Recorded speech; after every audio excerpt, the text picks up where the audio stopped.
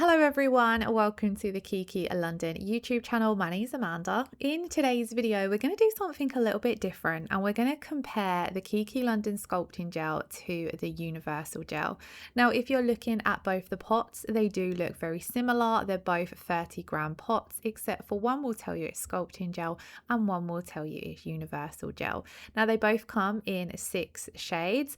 The Universal Gels are more milky shades, whereas the Sculpting Gels are kind of more your classic shades.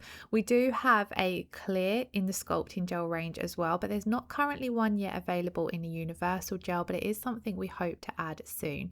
Now, when it comes to consistency, the Sculpting Gel is slightly thicker than the Universal Gel. So I was trying to show this here. As you can see, when I'm rocking the pot from side to side, it's only moving slowly, whereas when we move the Universal Gel, it does move a little bit quicker. This was really hard to pick up on camera, so I did decide to get my Polygel spatula and kind of just show you guys the consistency that way. But you can see it here that it is just a slightly thicker consistency to the Sculpting Gel, and this is because this product is more designed for longer, stronger enhancements. So a lot of people use this for sculpting, hence the name, but you can also use this for your tip extensions as well. So this is the one I would reach for if I was wanting to do a more medium to long nail. You can of course still use it for short extensions and overlays, but this works brilliantly for your sculpted or your tip extensions because it's that thicker consistency.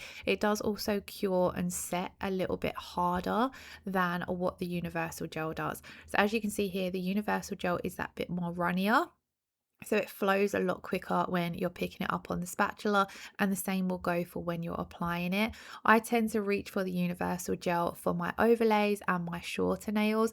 You can of course still sculpt with this, but because it's that runnier consistency, it is a little bit harder to sculpt with than the Sculpting Gel. So think Sculpting Gel more for your sculpted or your tip medium to long extensions, and your Universal Gel, Universal, the clue is in the name. It can be used for pretty much all nail sets, but it's, in my opinion, easier to use for overlays and more short to medium nails. It works great with tips as well, but personally I find it a little bit harder for sculpting.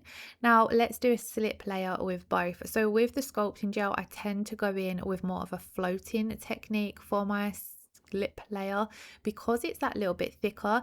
If you go in with a more brushing technique with it, you will pull the gel off. So I just go in and gently float this on. Now of course you would go in and do all of your prep and base coat. Because we're just doing a demonstration today, I thought I would just go in straight away with our gels, but you can use both of these gels over any of the Kiki London base coats. So you can see here with the Universal Gel, when we're doing our slip layer, you can use a more brushing motion because it's a bit of a thinner consistency. It doesn't pull away from the nail as much as the Sculpting Gel. Now when I'm working with both, I personally always like to do a lost my train of thought. When I'm working with both, I always like to do a slip layer, but this is each to their own. It depends on how you trained and the techniques you like using. But your slip layer is a wet layer of gel that you build on top of. So it's what you pick up your ball of gel and you build on top of this, which is what we're going to do now, first of all, with the Sculpting Gel. So as I mentioned, slip layer, it's still wet. With the Sculpting Gel, I find you can pick up quite a large ball of gel and get even a long nail done in one ball. So that's exactly what we're going to do here. Because it's quite thick, you have brilliant control over it. I love working with this product. Personally, for me, I am a more thicker consistency girl. I just find it a little bit easier to work with if I want to work quick, because I don't have to chase my bead around. It's going to just stay where I put it for a few seconds so that I've got total control over where I'm maneuvering it to. So as you can see, effortlessly I walked this down towards the tip of the nail in that one large bead. bead. Now I'm just going to do a one bead for the demonstration, so I'm just going to build this as though we were doing an overlay, a longer one, as you can tell. However, if you wanted to come in and do a second bead to build the nail up, you certainly could do that. Some people prefer to do that before curing, or you can cure one layer and do a second layer after curing. Now with the universal gel, I prefer, if I'm working on a longer nail, to work with this in 2 beads. You can still work with it in 1, but I feel as though where it's a slightly runnier consistency, it's actually easier to do long nails in 2 beads because the product flows a lot quicker.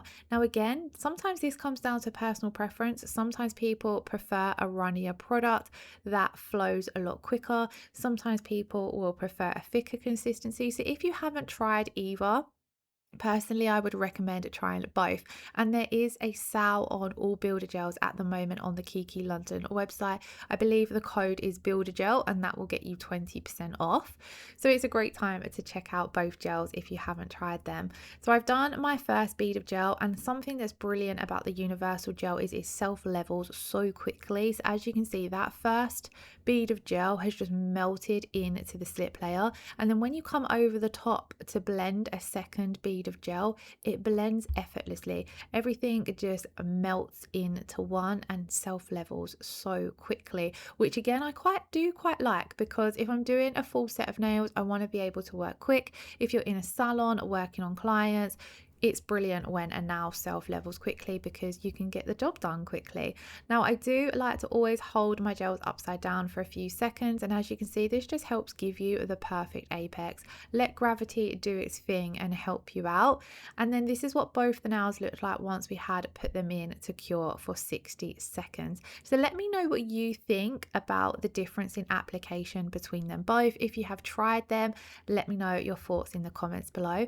They both do cure with a tacky inhibition layer, so after curing they will still feel tacky. I would say the sculpting gel has slightly more of a tack than the universal gel. Now if you are going to file the nails or buff them, you do need to wipe away your tacky inhibition layer, but if you was happy with your application and you didn't want to do any filing or buffing, then you can go straight in and apply your gel colors or your top coat.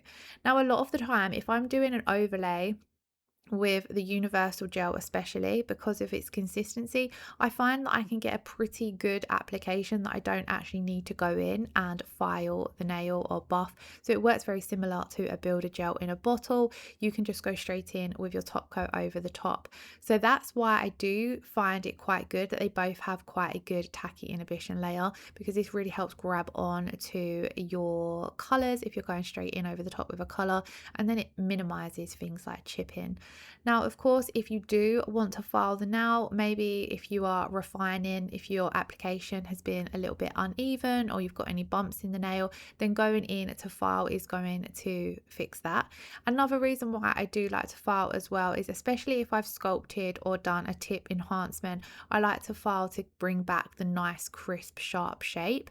So I'll go in, wipe off my tacky inhibition layer and file for that reason. Now, the sculpting gel, as I mentioned, I feel as though this cures a little bit harder. It reminds me of a lot of working with a hard gel, although it is still a soft gel. It cures with just that hard gel feel to it. So it takes slightly longer to file than the universal gel, but personally I still find that it files very quickly and very effortlessly, especially when you are wanting to do a removal as well. It's very easy to file down the bulk and then soak off. Now the universal gel does feel slightly softer.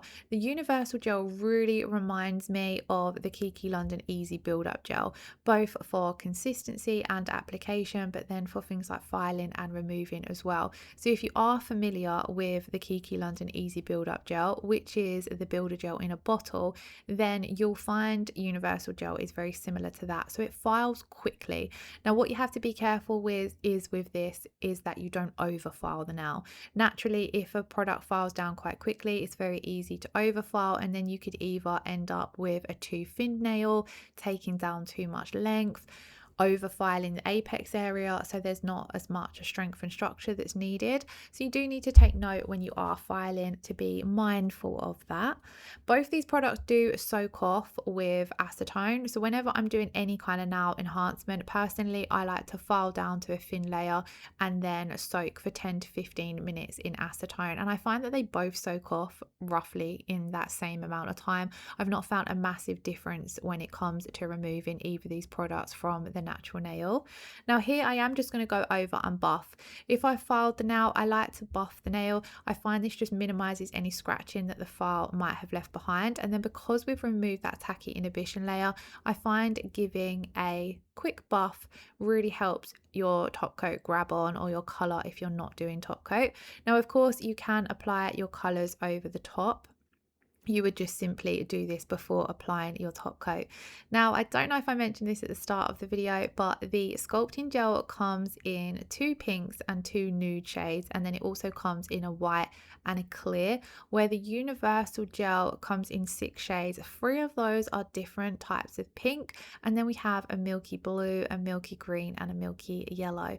So there's a good color selection if you are looking at all 12 shades are available.